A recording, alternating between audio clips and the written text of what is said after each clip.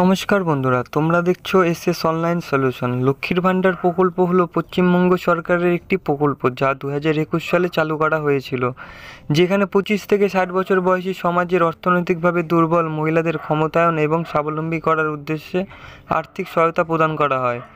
এই প্রকল্প চালু করার পর থেকেই বাংলার প্রতিটি ঘরে মা বোনেদের মুখে হাসির ঝলক দেখতে পাওয়া গিয়েছে।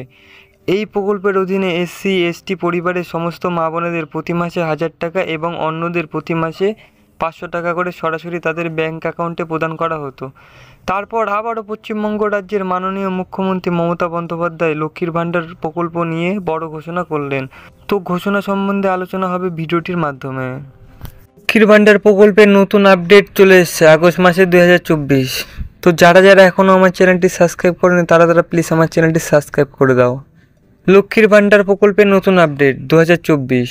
আধুনিক যুগে অনেক মহিলারাই আর ঘরে বন্দি না থেকে বাইরে গিয়ে বিভিন্ন ব্যবসায় যুক্ত হচ্ছেন। সব জায়গায় নারীরা আগের চেয়ে অনেক বেশি উন্নত করছে। অন্যদিকে অনেক নারীরা আছেন যারা ঘরের কাজ ছাড়া অন্য কোনো ব্যবসা করছেন না। সেই সব নারীদের আর্থিকভাবে স্বাবলম্বী করতে লক্ষ্মীর ভাণ্ডার প্রকল্প বাস্তবায়ন করা হচ্ছে। প্রকল্পের আসল উদ্দেশ্য হলো নারীদের হাতে অর্থায়নের মাধ্যমে প্রতিটি পরিবারকে আয়ের ব্যবস্থা করা।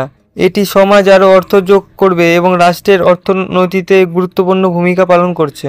লক্ষ্মীর ভাণ্ডারের মাধ্যমে পশ্চিমবঙ্গ সরকার অর্থনৈতিকভাবে পিছিয়ে পড়া পরিবারের মহিলাদের প্রতি মাসে আর্থিক সহায়তা দেওয়ার জন্য এই প্রকল্প শুরু করেছে। প্রকল্পটির উদ্দেশ্য হলো প্রতিটি পরিবারের আর্থিক সংস্থা তৈরি করা।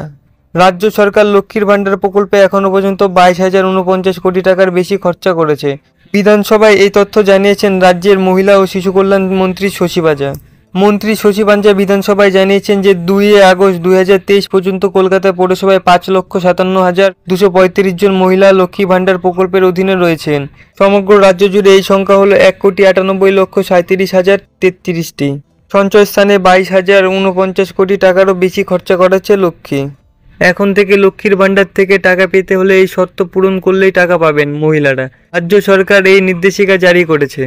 মহিলা, শিশু ও সমাজ কল্যাণ বিভাগ 31 মার্চ লক্ষ্মীর ভাণ্ডার পরিষেবার জন্য একটি বিজ্ঞপ্তি জারি করেছে।